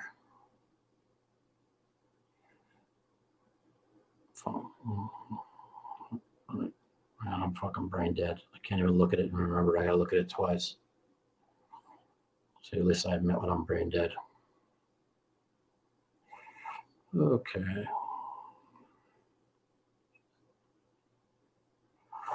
I like how the editor, my boy Danny, he has this little fucking remote control, like robot voice. You need to learn copy and paste. But I don't need to copy and paste. I just send it to you, you fucking idiot. Copy and paste. I don't even know how to do that shit. That's fucking called computer literacy. I don't got computer literacy. Let's go, man. Let's go. Call the number I sent you, you fucking overpaid fucking editor. He's about ready to say something in computer language negative to me. I feel it.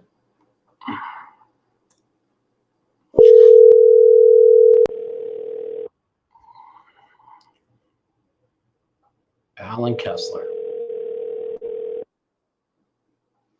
Oh, Alan boy, you can't be out. Hello. Hello. Hello. Is this Alan? Is this Alan? Hello. Alan Kessler. I can't hear you. Can you hear me, Alan? Yeah. Who's this? This is Mike Matusow. You're live on the Mouthpiece. Oh, the Mouthpiece. How you doing? Keep quiet, We James, are- because I'm on the radio. We are prank calling poker players in the middle of this I can't hear epidemic you. here. You have. Where are you at? Where are you at? You sound like you're in a loud place. I'm in my friend's house with her kid and her dog. Oh, that makes sense. That makes sense. So, how are you dealing with not traveling the world here? You must be going crazy. Yeah, because I basically spent every day the last 15 or 20 years in a casino. So it's a big thing for me not to be able to go to a casino. Yeah, this is this could be good for you. You know, you could maybe get a life. So, how have things been, man? You playing? I saw you were whining about. I agree with you. WSOP.com should raise their limits on a bunch of games. And, Yeah, I played a few tournaments on there, but I can't seem to break through because I get these weird situations and I just lose. Like I flop the absolute nuts and lose every time. I can't figure it out. I grenaded my hand today because I listened to a friend of mine who I was just happened to be talking with when a hand came up, and I'm like, no, this guy fucking flopped the nuts. He's like, no, you got to call the price. I go, forget the price. The guy's not raising and checking a dry board of king, king, jack unless he has a king. And oh, you were playing the $500 tournament today? Yeah, I was down on the last 200, you know, but I don't like the way I went broke. I hate the way, not the way I went broke, but the way that kind of crippled me. Yeah, okay. I don't really enjoy it. I played a few of the tournaments. Yeah. I just don't enjoy it. I like live tournaments, and I like to go to a casino where if I bust, I can go play slots. I can go gamble. I can go to my room. I can do whatever. But Dude, like I'm with you, like I'm in I prison. hate playing online tournaments. I like being able to see people. I read people. I mean, I'm deep in every no limit tournament I play, and I've had a shot to win. Like, I mean, 3 of the last 4, and I was deep in the main event, and those are the only 4 I played. These other people play like 50 tournaments a week. I mean, I don't even know what they would do to have the results that I have, because you can't teach talent. You know what I mean? All the GTO, all the math, I ain't gonna teach your instincts. Your instincts is something God gave you, and you can't teach that. So, yeah, I know the 2 best card readers in the world, you and Phil Hellmuth. That's it. Anybody else is in another league besides the 2 of you. Yeah, I mean, there's others that are good, but I think me and Phil are in the top 5. You know, if I start playing every day, and really got in the zone, I think I'd be a monster in no limit. But it's tough, you know, with my injury and stuff. You know, when I'm out of pain, I want to play. And lately, ever since I got my my steroid pack about 3 weeks ago. About 3 weeks ago, I've been out of pain after I was in pain for 2.5 months. So things are back to where they were for the 9 months after I had that surgery. So things are looking up, and I've had some good money management where I'm in a situation now that I'll be able to get through this pain that the country's going through.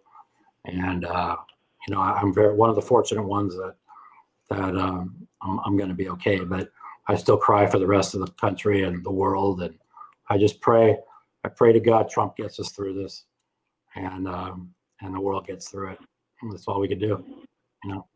If you think about it logically, if everybody just stays in their house for 2 weeks and they don't have the disease, then they're not going to get the disease. So right, these well, that's people the are whole just so thing. selfish. They want to go outside and associate with other people and spread the disease. But if everybody just stays put, it's in got like a 14-day 30 days or incubation whatever, period. it's going to be over with.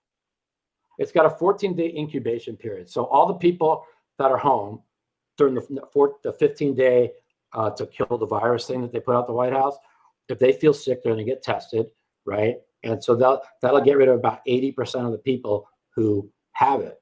And that's why they have the 15 days. Now, I do believe it's going to be in at least 4 weeks, but I think closer to 6. But he can't do that. He can't say that the country will panic.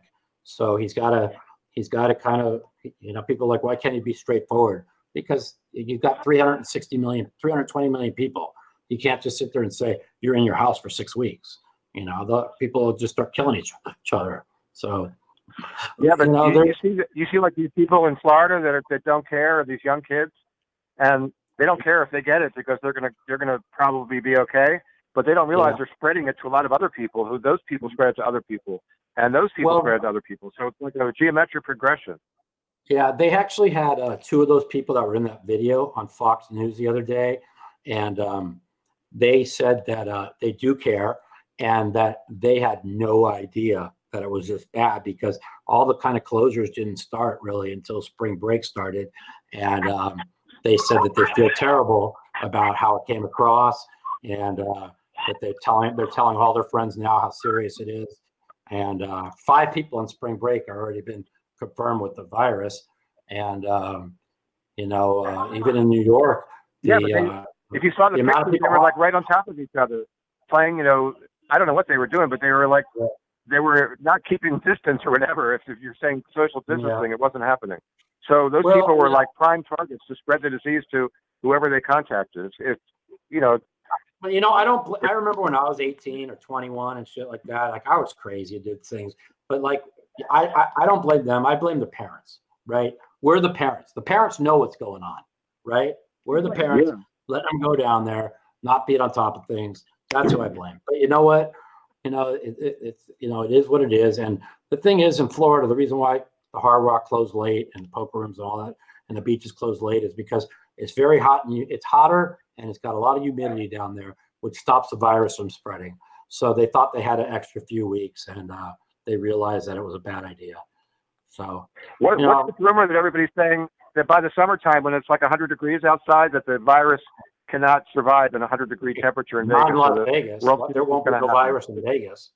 It's impossible to survive in Vegas, because if it's 110 in Vegas, if the virus is like in the air, like 20, it just can't. It just can't. So, but the thing we have to worry about more than anything is the reason why they're worrying about a vaccine in a year. It's like I said, it's not. They said 40 to 70% of the country is going to get it. They just can't let 40% of it get it all at once. As long as they could keep it. So, it's real easy to figure out. We have 974,000 hospital beds. They're putting probably an extra 20 or 30,000, whatever.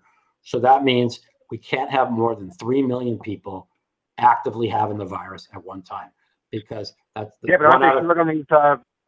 aren't they short on these ventilators and masks and all kind of hospital equipment to begin with? But they have the auto companies like they've already started. They'll get these ventilators out. They'll get the mask out. I mean, it's right now like New York's a disaster. But we knew New York would be a disaster because there's 8 million people in a city half the size of Las Vegas.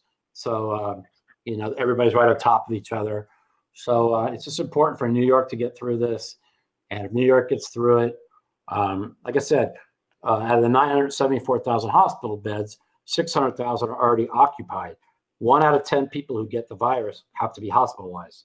So that's 300,000 right there. So as long as no more than 3 million people at one time have it, which we're about between 2 to 3 weeks away from having that 3 million mark, okay? But the quarantine should kill off most of it and lower and drop. You know, you've heard the thing drop, get the curve. Once they get over the curve, you know, it's not going to, you know, they're going to let people go back to work and people are still going to get it, but they're not going to all get it at once. So, you know, just pray for the country, pray for the people. Me and you are, and everybody, you know, I say to people all the time, all of us that play poker, we don't live in the real world. Even if you play $1, $2, you know, you're still winning or losing like $500 a day. You know, people work for $500 a week, each a family and a husband, wife. That's the real world. Yeah, that's buying today on WSOP.com. That's some people's salary for like 2 weeks. For a whole week. You know people what I'm saying? Don't realize that. Yeah. So when the administration says they're going to give $1,200 to a wife, $1,200 to a spouse, $500 to each kid. If you have a wife and 2 kids, that's $3,400 a month.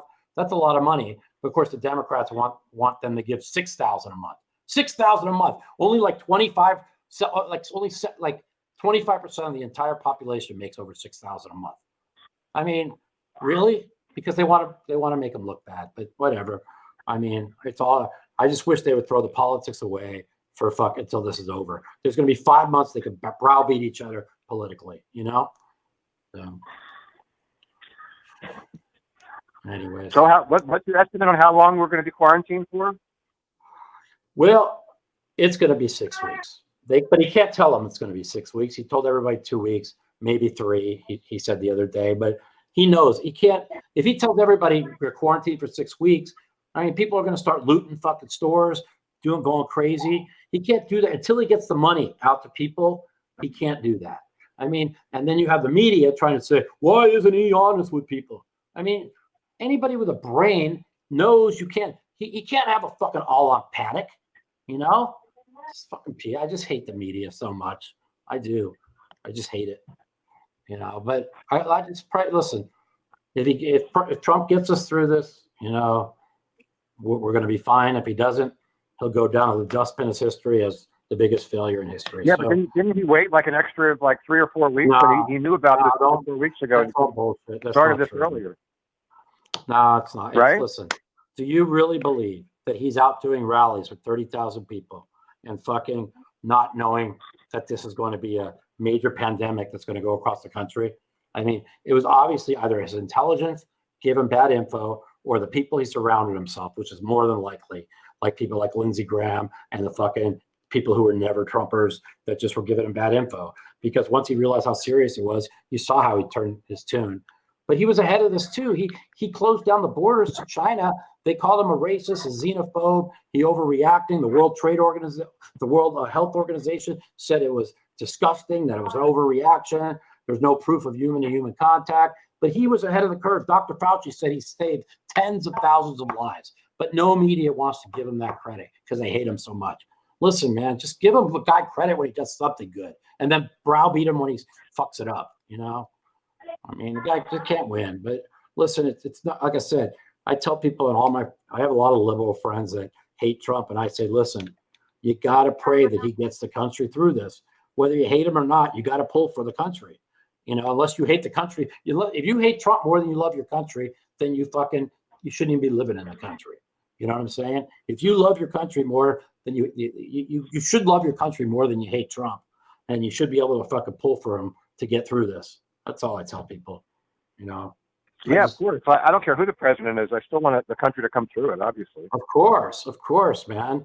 So, you know, but the thing, it's not just us; it's the whole world. It's not. That's the thing. Everybody's like, "Well, did they waste time? Did the whole rest of the world waste time?" Right now, they're in the same spot we are. The only difference is Japan and South Korea had to deal with SARS in 2003, so they were prepared for this. You know, I blame Bush for 8 years and Obama for 8 years. They're the ones that knew about SARS. They're the ones that should have had all the tests in case something like this ever happened again. They're the ones that should have been on top of it. You can't ask somebody that's that's been in there for 3 years that's been fighting the Russia hoax, impeachment, and just been attacked left and right for 3 years to be on top of a CDC. You know what I'm saying? It's like, I mean, he has people to run the CDC that have been there 20 years. You know, it's not like the people running the CDC were chosen by him. Maybe the head guy was, but all the people that work there have been there for 20 years. You know, so there should be no blame game going around. Like me, I don't blame. I'm trying to not blame. I mean, the only thing that should be blamed is China caused this. If China would have let the CDC and the World Health Organization in right after it happened, and they would have been able to warn the world. I mean, you see the doctor that tried to warn the world, they silenced him and they killed him. He's dead. You know what I'm saying? Because they didn't want the world to know. He tried to get the word out to the world, and he paid the price for it. So, Cantu next. Let's listen to some boobies. Okay, let's go. Okay, we're going to call Cantu now. Alan, stay safe. And it's good talking to you, and I'll keep in touch, okay? Yeah, I'm just crushing them on the stud 8 or better, but you can only play 5 and 10, so it's like it's completely boring to play. It is pretty boring to play. Fuck, I used to play 50, 100. I used to go crazy when I played stud 8 or better. But yeah, 5, 10, that would drive me nuts. That's the only game I trust on the internet. All right. You have Jack's, you have Jack's number. Why don't you text him? Tell him, since everybody's at home, to put bigger limits in and mix games. You know, I'll text him if you want. I don't care. What'd you say? I'm sorry. I said I'll text Jack and tell him why everybody's home to put some bigger limits in. I mean, what the fuck? I said that on Twitter. I get zero response. I said, forget Twitter. You don't have a personal number? Value. Like you can, if you want to play Omaha 8, you can play 300, 600 on WSOP.com. If you want to play stud 8 or better, the maximum you can bet is 5 and 10. That's completely ridiculous. There is 3,608 on there? I didn't know that. Yeah. Damn, they're running 5,100 every day, but the problem with 08 is I worry that people are sharing cards, so I can't play that game. Like, I don't blame you. Trust me. Somewhat it's the comfortable easiest game in the world to cheat in. Easiest game in the world to cheat in.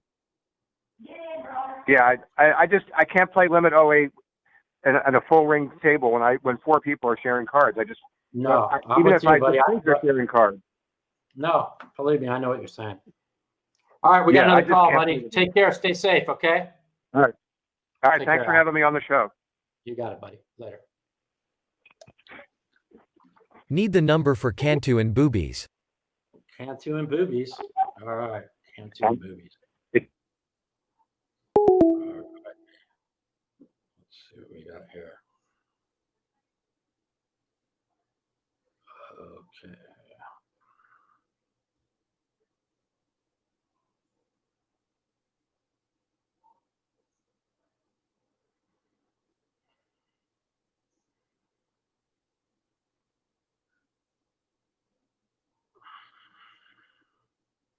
Only I don't know how to copy paste. That's how bad I am.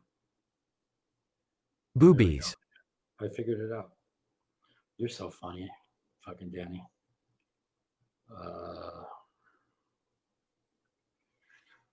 Okay. I figured out how to fucking copy paste. You believe it?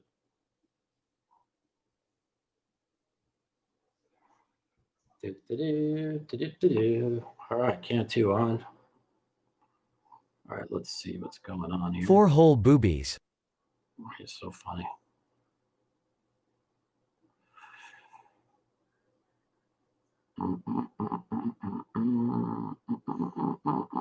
Oh, fuck. Why did that happen? I went to go check. Here we go. Why won't my chat come up anymore? Oh, there we go. All right. All right. Hope you guys are having a good time, man. Getting ready to call Cantu. This should be fun.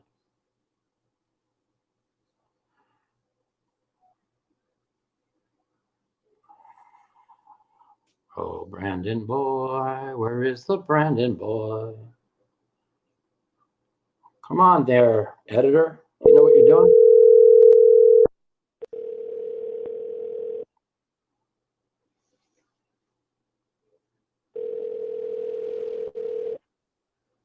Hello? Cantu, you're live on the Mouthpiece. What's going on? Hey, what's going on? I heard you're having fun playing a little 5-10, a couple girls in your bed. Hold on. Hold on 1 second.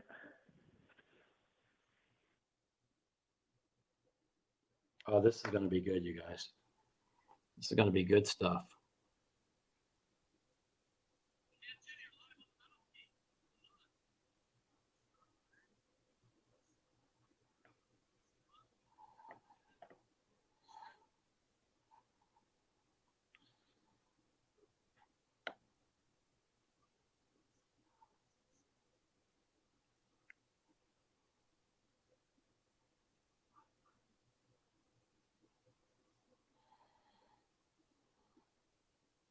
Fuck Cantu, we want to hear from Boobies. Yeah, exactly. Hey. He'll be on it. Hey, how's it going, Mike? What's up, man? So I heard you're playing a little 5'10", got a couple of hot girls laying in bed. Fill everybody in. How much fun you're having over there? They love stories like this. Yeah, we're having a good time over here. Just relaxing when everybody. Well, I'm trying to get this one. Yeah, we're just having a good time, having some drinks, and then all of a sudden there's a game. Where are you at in the game?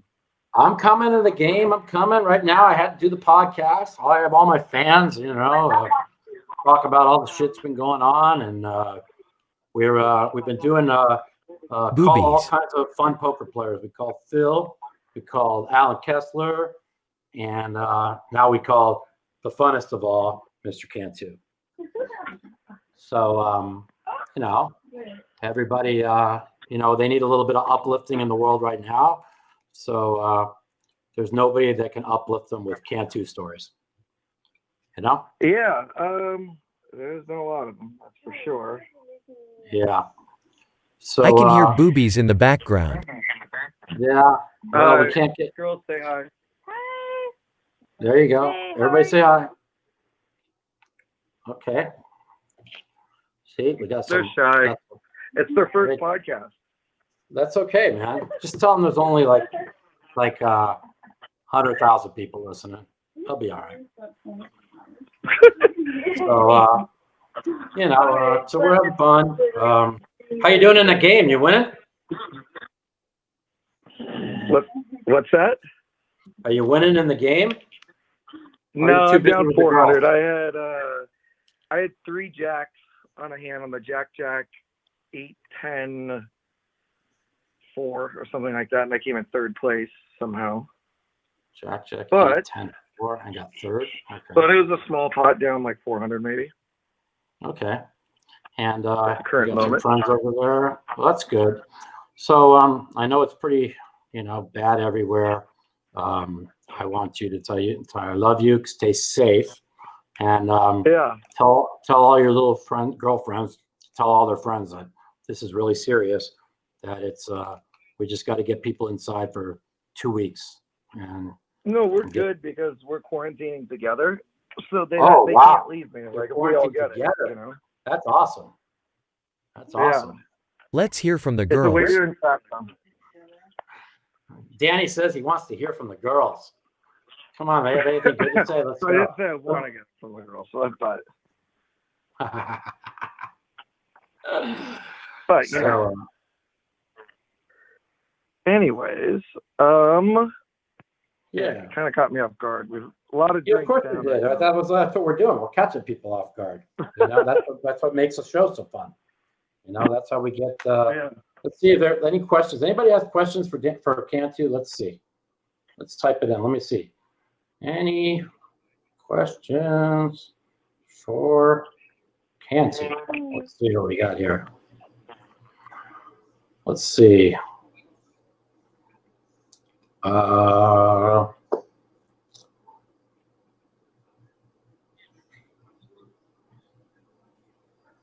waiting. Come on, everyone. Questions for Cantu. What's going on? Where are you at? Are you in Vegas? I'm in Vegas. Doing the show, quarantine in the house. Nobody's really. Are you leaving? Or do you leave the house? No, my girl will not let me out of the house, and she won't let anybody come to the house. I would think you would have a weak immune system. I do have a weak immune system. That's why she was really against me going to the San Jose for the Bay 101. But I had he was paralyzed for 3 years. Let's not laugh. Yeah. I'm just kidding. I know you didn't know. I'm just kidding. No, I just had a good feeling on the tournament, and you know, it's really crazy. Is I went there 2 weeks ago tomorrow, so 13 days ago. 13 days ago, there was 792 cases in the country and 26 in San Check the Jose. chat. Which Questions was coming in was for a lot. Cantu. Oh, we have some questions. Okay. No. Let's see. Brandon, somebody said to ask, who's the toughest poker player you've played against? Toughest?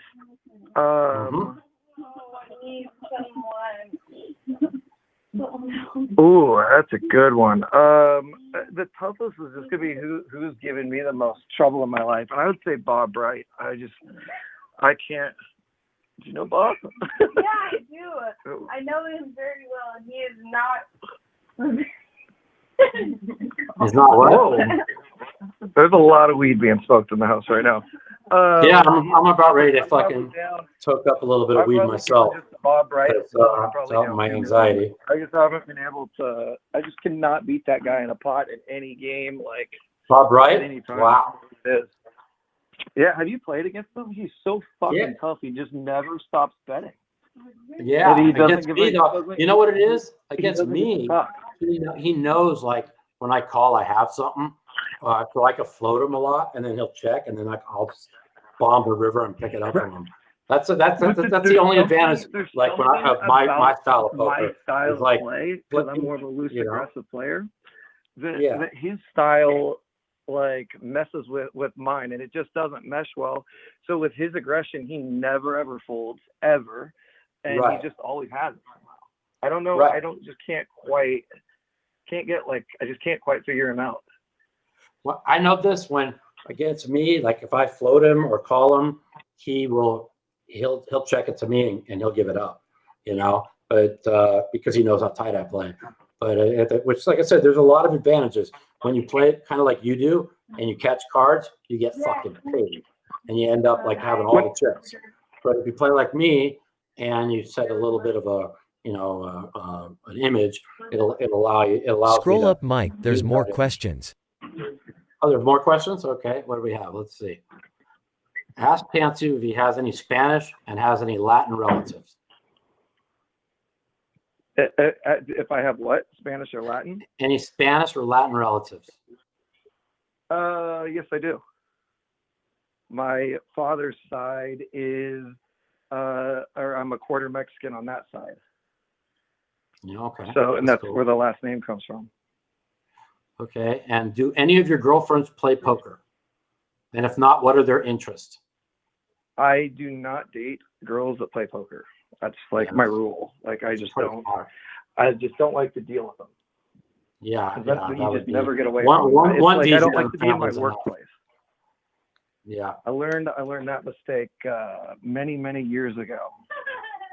Yeah, I know. I did. I dated one that played poker, and we were getting along great until she wanted to come on the road with me and play full time with me. And so then instead of seeing her like 3 days a week, I was seeing her 7 days a week, and it became a disaster. And then we had to hear, I'm losing 30,000 in the game. I have to hear about her bad beat of the 1,200 she lost in the 5-10 game. So it got pretty good. Right.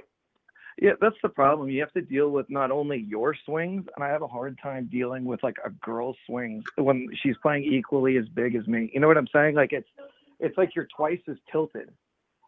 Oh yeah. You know what I'm saying? Like, Yeah, absolutely. What happened when Cantu played every spot in Ultimate Hold'em table game? What happened when you played every spot in Ultimate Hold'em table game? Yeah. Is there a story behind that? If you play, what's the question? What happened when Cantu played every spot in Ultimate Hold'em table game? In the Ultimate Hold'em table game. I've done it only once or twice. There's a little Indian casino outside of my hometown where you could play at the time before they figured out that it wasn't like I had a big edge.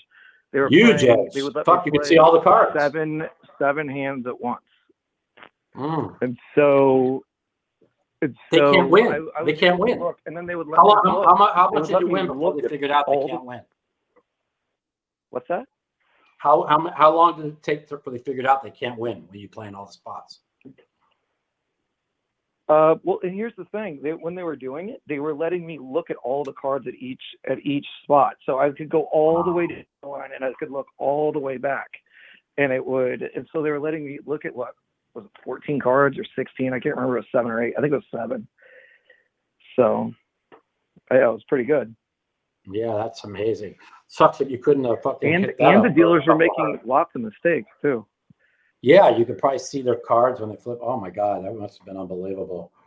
You know. Yeah, I'll be honest. I wasn't a perfect player. Like I studied it, but at the time the game wasn't completely stalled. But I knew I still had a big edge, and I was down like 17,000. I for some reason, like I don't know what my edge was, you know, or exactly. I just didn't like it that much. It got too much of my gambling juices flowing. You know what I mean? Where it's just like I felt like it was taking my other poker, and I was looking at it like gambling. If you know what I mean. Yeah.